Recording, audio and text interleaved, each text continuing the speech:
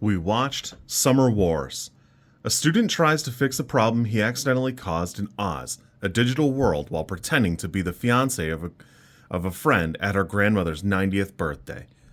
The movie's 114 minutes, and I'm actually really close to having watched all of Mamoru Hosoda's his big works, the movies that he's directed himself, and that's kind of exciting. I actually just now found out that the One Piece movie is like one of his earlier directorial thing. I think it's kind of cool.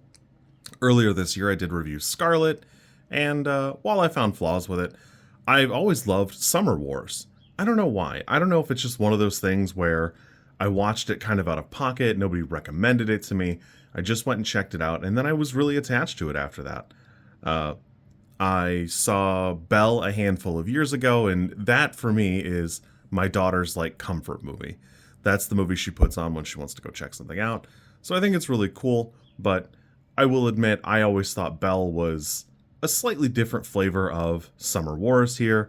And then you know that Summer Wars is, of course, very much like the Digimon Our War game movie. They have very similar themes. There's a lot of it going on where Our War Games is, here in America, it was half of a movie that is chopped up from two Digimon movies and glued together. The original is just a 40-minute short, I guess you would call it a short. It's 40 minutes. But I've always been really attached to this movie. I really enjoy it. It's got a lot of rich themes. There's a gigantic family here, and everybody has a little bit different personality, and they all got something different going on. From the secret agent to the black sheep of the family adoptee, there really is a rich tapestry here, and it really does stand out. While it is a little crowded cast-wise, and it does drag a little bit, it's probably 15-20 minutes longer than it probably needed to be, it does have a lot of different passages here.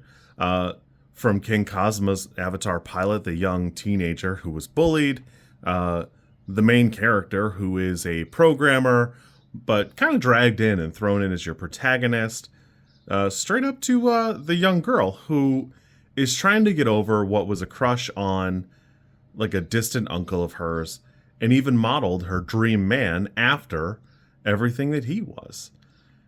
And you can't forget Grandma. She's turning 90 years old that weekend. It really is interesting because as soon as the internet goes down, there are a bunch of systems that no longer are helping. Traffic's messed up. There are emergency signals going out. The Japanese version of whatever Life Alert at the time is going off. So the handful of EMT or police workers or firefighters in the family are rushing around where they would normally be heading over to get ready for the party. Everybody's kind of scrambling until Granny pulls out a little black book, gets on the rotary phone, starts calling people around, helping and making sure that people are being taken care of. And it's one of those things in a movie that never fails to kind of choke me up. It's not even a big moment in the movie so much as, the fight of Kazuma against the virus that we find later has been released. It really is just a special, heartfelt moment, a good example of what was so strong about the family itself, and a guiding moment for the characters later to latch on and help one another.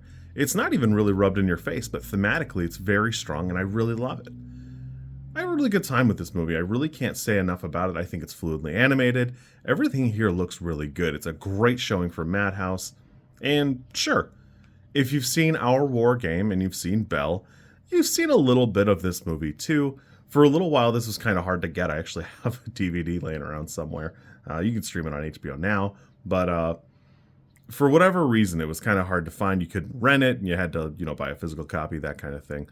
But I really do love this movie. I have a great time with it. I think it's fantastic. It's probably a 9 for me. I think it's got some great themes. Everything here to me works.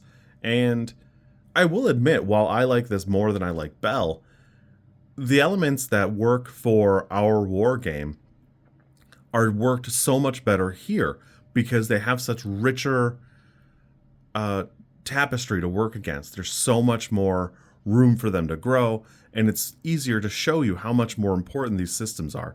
Oz in this film is more like probably what Meta was advertised as, or a if VR chat was real life sometimes and like attached to your bank account and stuff. Uh, that's kind of what Oz is. And even later on, you can identify the avatars of the different characters, and the movie gives you time to just appreciate them for what they are. They don't go, oh, this is X, this is Y, this is B, this is Y. You can tell who they are. You just see them, they go by, and it's fine. The handful of rescue workers all have bordering on rescue themed one. The fishing uncle has like a squid ninja guy. It really is amazing. I do love this movie. I think it's fantastic.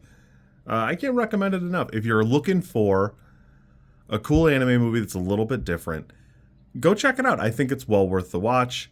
I really have a great time with this. I even really like the climax, which is a little bit different from what a lot of anime movies are.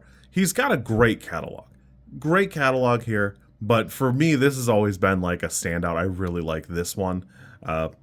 Bell has its own themes and its own parts that are really good. It's got some parts that I don't care for, but this here, I think, does a great job of showing like a rich family dynamic and something very different there. Even in just the handful of combats and climaxes, I think we get something very different here, and I think it's important. Well, I said I didn't love Scarlet this year like I wanted to. It's hard to say that it's really Hosada's fault, especially, but, you know, he's clearly capable of something fantastic. I remember The Girl Who Left Through Time being fantastic too, but it's been quite some time since I watched it, so there's that. You kids be good. I'll catch you soon. I can't recommend enough Summer Wars, but I'd have done that before I rewatched it this week, so. As an aside, if you haven't seen it, it's well worth looking at these two matching posters. I really do like them. If I ever got posters for Summer Wars, I'd have to get maybe mini posters of a matching set. That's all. Just please appreciate them.